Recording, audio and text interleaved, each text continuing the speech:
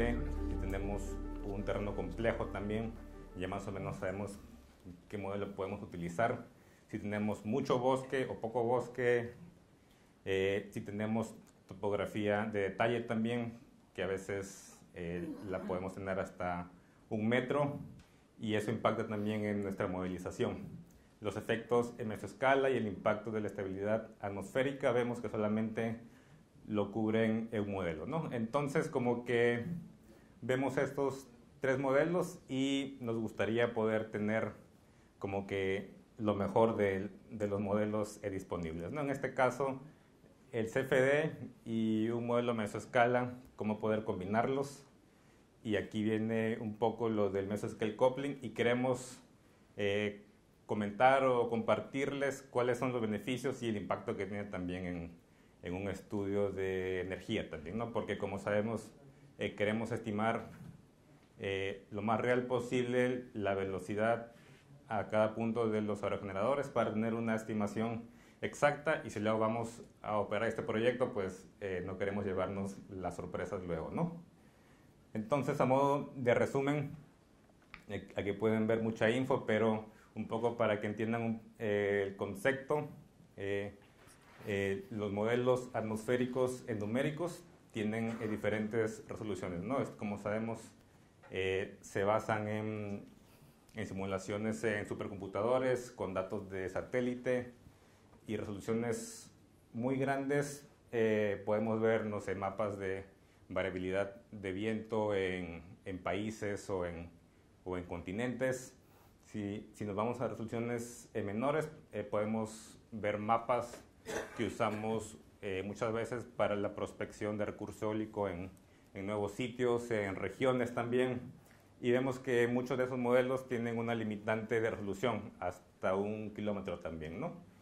Y entonces, cuando queremos hacer un micrositing ya más avanzado, ya para definir bien nuestro layout, si tenemos ya una topografía a detalle, tenemos varias mediciones, entonces como que decidir si ponemos nuestro aerogenerador en un punto o a 500 metros, este análisis puede hacer toda la diferencia, ¿no? Porque, como saben, en Chile tenemos muchos sitios con condiciones atmosféricas complejas. Aunque un sitio se vea relativamente plano, simple, siempre hay algo por ahí que impacta por la topografía del país, ¿no? Entonces, hemos visto cambios de velocidad muy grandes en distancias cortas que queremos también capturar ese efecto en nuestra modelización de viento, ¿no? Entonces, como que para cubrir este espacio que hay entre los mapas mesoescala y el análisis que se puede hacer en CFD con una gran resolución, podemos usar el método de Mesoscale Coupling, que lo que hace es usar la información mesoescala y lo usamos como input en nuestro modelo CFD. Y sabiendo que el modelo mesoescala tiene inherente información muy útil, como la altura del boundary layer, que es un input muy importante cuando usamos CFD, como WinSim, por ejemplo. Tiene también la estabilidad atmosférica, que como saben puede impactar mucho cómo se distribuye el viento en un sitio, dependiendo si la atmósfera es estable, inestable, neutral también. Eso puede ser, por ejemplo, que en tu simulación el viento vaya alrededor de una montaña o por encima de una montaña, ¿no? No siempre arriba de una montaña es donde hay más viento, ¿no? Y ese input es de las formas más importantes que podemos tener en nuestra modelización usando el Mesoscale Coupling, ¿no? Entonces, con esa introducción vamos a ver un caso de estudio que aquí mi compañera Irene ha estado trabajando muchos meses, años casi. Tenemos 3 mástiles, 2 líares y 2 sodares. Entonces podemos decir que la zona está bien cubierta de mediciones, y una vez tengamos los modelos tenemos como una buena base para identificar cómo funcionan los modelos y también para interpolar entre las mediciones. La elevación de los aeros sobre el nivel del mar es entre 91 metros en el poniente del mapa hasta 295 metros en esta área, que es como un cerro bastante elevado. La dirección predominante de viento es sur y en general, aparte del cerro, es un área bastante plano, pero lo que sí hay bastantes empresas forestales que trabajan ahí, entonces como que el bosque sería nuestro factor que nos puede complicar un poquito en el área. Para analizar el proyecto, hicimos uso de 5 modelos diferentes. Una es, por un lado, el WindMap, el modelo lineal con 12 sectores, Vortex Farm con 16 sectores, el WindSim CFD modelación neutral y el coupling con y sin temperatura. Entonces, ambos coupling tienen inherentes el boundary layer del modelo mesoescala, pero una vez resuelven las ecuaciones de temperatura y una vez no. Como verán, en el cross prediction, que es la comparación del error de la velocidad ponderada por sector con la medida real, vemos que Vortex Farm tiene el menor error, seguido por el WindMap. En tercer puesto va el coupling con temperatura y los que peor han funcionado han sido el CFD neutral y el coupling que no considera la temperatura. Esto como para tener una primera imagen, no obstante también pensamos que es bastante importante no solo ver el error total, sino también echarle un vistazo a cada posición de mediciones. Porque, por ejemplo, lo que podemos ver es que en el WindMap antes veíamos un error de un 9,4%, no obstante, por ejemplo, en la medición 2 y la medición 3, el Linear WindMap de color naranja es el modelo que más error tiene. Y en el LIDAR 1 es el que menos error tiene, que también puede impactar así como en el promedio total, ¿no? En verdecita, verde fluorescente, y azul ven el CFD neutral y el coupling que, sin temperatura, que en casi todas las mediciones tienen como el mayor error, y en general el coupling con temperatura y el Vortex Farm muestran tendencias bastante similares en todas las mediciones. Entonces, una de las razones por la que es importante ver no solo el valor absoluto, sino también darle un vistazo a las mediciones en sí. El siguiente check que hemos hecho es el check de las diferencias entre los modelos de viento. En la figura 3 ven el coupling sin temperatura, la figura 4 es el coupling con temperatura. Voy a empezar igual con la figura 3. Todos los valores aquí son valores normalizados. Todos los valores rojos, o sea, los colores rojos son sitios con más velocidad, los valores en lila tienen menos velocidad. En la figura 3 ven que por lo general el coupling sin temperatura es el que mayores velocidades muestra. También ven que en el poniente hay como unas estrías en dirección predominante, rojas, naranjas y amarillas, que son físicamente poco probables, así que se muestra que ese modelo tiene como un error, ya como para descartarlo. Otra información es que no cuenta con, o sea, no tiene inherente las estabilidades atmosféricas, y por eso estima también, en comparación con, por ejemplo, el coupling con temperatura o el Vortex Farm, en el cerrito en el lado oriente, una subida de velocidad mucho más fuerte que en... Voy a apuntar con esto, pero no nos... Ah, igual. que en los otros mapas. Con referencia al coupling con temperatura, aquí vemos las velocidades más altas en el poniente y las menos altas en el suroriente. Y si lo comparamos aquí con la figura 5 del Vortex Farm, vemos que los mapas son similares. Obviamente hemos dicho que el CFD con temperatura tiene la información mesoescala inherente, entonces no queda tan lejos que sean similares. No obstante, el coupling con temperatura es más detallado porque también tiene resuelto el CFD. Si ven abajo, en el coupling con temperatura, se ven al sur del cerrito como una acumulación de velocidades bajas. Nunca supimos explicarlo muy bien, pero creemos que tiene que ver con que en esa área encontramos como harto bosque y el sector es un sector estable. Entonces, como que ese efecto del bosque se encuentre también así visualizado en ese punto. La figura 6 muestra el wind map. Como les dije, es un sitio bastante plano. Entonces, los modelos lineales siguen bastante la orografía, sobre todo, y como no hay mucho cambio de orografía, se ve que no hay mucho cambio de velocidades tampoco, lo que sí en el cerrito obviamente vemos un aumento de velocidad porque sigue la orografía.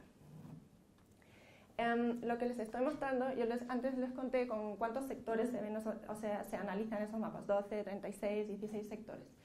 Estos mapas que ven ustedes aquí son mapas así, el mapa final total, que tiene inherente la información de todos los sectores. Entonces, adicional a hacer así como una visualización, tiene también mucho sentido analizar los mapas por sector, porque siempre, aunque no se visualicen en el mapa final, se pueden esconder así como cositas feas, como en el primer modelo que les mostré, que luego probablemente no se van a detectar si solo se da un vistazo al mapa final.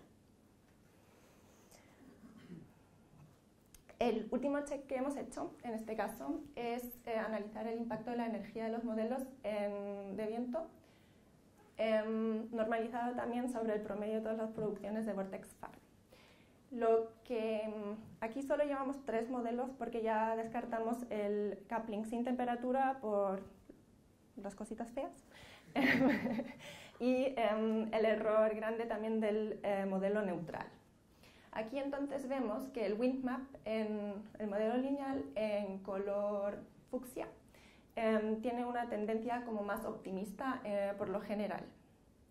El Vortex Farm está un poco por debajo y el coupling tiene casi siempre las mismas tendencias que el Vortex Farm, aunque se ve obviamente como tiene una resolución más alta, que da más máximos y más mínimos a algunas posiciones que probablemente solo el Vortex no vería por la resolución menos detallada. Les puedo contar que al final de este análisis, o sea, es un caso real, nos fuimos con el coupling con temperatura y igual el delta de producción entre el modelo Vortex Farm y el coupling con temperatura en 2%. Entonces, al final usamos como un promedio de ambos, pero calculando la producción por posición con el modelo más detallado. ¿Cuáles son las conclusiones y recomendaciones que podemos sacar? Un poquito como en la presentación de Mirko, yo creo. Los modelos lineales demuestran hoy día, en la complejidad de los proyectos que estamos viendo, ser menos precisos que otros modelos. En general, vemos muy buenos resultados con Vortex Farm, pero se recomienda siempre también testear modelos adicionales, porque no por obligación, o sea, obviamente a veces algún modelo no tiene sentido y se descarta, pero también se pueden ver varios modelos y se pueden complementar, o sea, darse información adicional y también si 2 modelos, en este caso no 100% independientes, pero si 2 modelos se pueden complementar, o sea, y bajar la incertidumbre del proyecto y darte más confianza. Adicionalmente, se recomienda comparar los resultados del mesoscale coupling con y sin temperatura, también mucho haciendo ese check visual, como por ejemplo, tiene sentido que la velocidad encima de mi cerro tiene sentido que haya un vortex detrás del cerro, sí o no, cómo son las estabilidades del sitio, porque igual es de nuestro interés entender de la mejor forma nuestro sitio que estamos viendo para construir un parque. Y ya, lo que ya les dije adicionalmente al cross prediction fácil, normal, de números, tiene mucho sentido también visualizar los mapas y darle un vistazo más. Y también, en general, bueno, nosotros no tenemos esa experiencia como tiene DNV, por ejemplo, que tiene parques en operación ya con bastantes años y pueden verificar sus modelos. Muy difícil la convergencia. Espera, tengo que apretar. No está probable. Ah, ya. Hola. Acerca de la primera pregunta, nosotros ya casi no usamos WASP. O sea, ¿qué hicimos en este caso? Hicimos un cálculo rápido. Con el WinMap nosotros usamos OpenWin como software. Entonces hicimos un cálculo rápido del mapa. Pero ya casi no vemos WASP porque los parques que mainstream tienen operación del pasado, muchos se calcularon con WASP y muchos salieron con sobreestimación, un clásico. Y sí, entonces como que confiamos más en esos modelos mesoscala y CFD. ¿Y me puedes repetir, por favor, la segunda pregunta? Respecto a la convergencia del modelo de WinSim, ¿no han tenido problema de convergencia? Sí, algunas veces sí. Lo que hacemos a veces cuando, no sé si alguien hay aquí de modelos TFD, algo así, pero lo que a veces hacemos, por ejemplo, antes de hacer un coupling, ¿sí? Corremos el course y hacemos el nesting para el fine, o sea, nosotros lo llamamos fine. Entonces, si en el coupling, por ejemplo, hay sectores que no convergen y son de menor importancia, usamos los sectores del, o sea, los reemplazamos de la corrida fine, neutral. Gracias. Y una última pregunta, ¿se puede, ¿cómo tratar los bosques en este modelo? ¿En el CFD? Sí, en el ejemplo que mostraron. Nosotros hacemos como... nosotros usamos el DSM y el DM, LIDAR y WOLDEM, y hacemos como que restamos la altura del DM del DSM. Ahí como que te da las alturas del bosque, ¿verdad? Y luego las normalizamos de una rugosidad, por ejemplo, de 0,5 a 0,9, ponte tú, con, o sea, 5, 10, 20 metros. Y ese modelo tú lo puedes, ¿ustedes usan WinSim también? Sí. Sí, ese modelo tú te lo puedes luego cargar en WinSim. ¿Usar la altura de bosque como obstáculo, generador de turbulencia o solamente rugosidad? No, con el modelo de bosque de WinSim hay una opción para agregar una altura de bosque dependiendo de la rugosidad. Ah, perfecto. Sí. Como celda, entonces. Claro, exacto, sí, eso.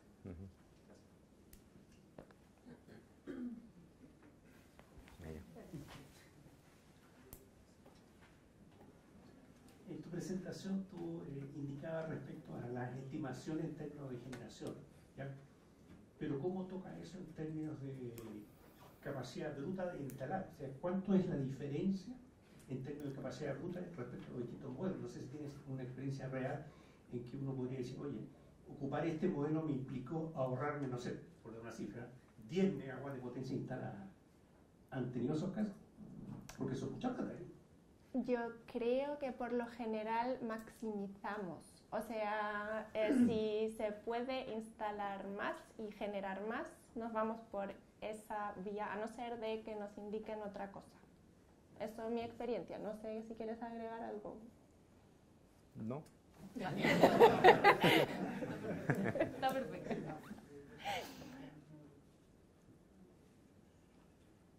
¿Alguna pregunta más? Bueno, sí, no hay más. Aquí hay... Gracias por la presentación. Una consulta. Si la turbina estuviera instalada en el mar, ¿estos modelos aplican? Por el tema de rugosidad, el kilómetro de diámetro. Me gustaría no, o sea, yo no considero que soy una buena persona para dar una respuesta a esa pregunta, porque yo no veo nada de offshore, entonces... La respuesta es probablemente no. Y cuando se tiene una isla que está en el medio del mar. Es que el tema es que la modelación offshore es completamente diferente y lo que aplica es completamente diferente. Entonces, esto es un caso específico de un proyecto que ha sido onshore. O sea, no se puede aplicar lo que se ha encontrado aquí a offshore. Puede que funcione en algún caso, pero en general asume que no. Nada,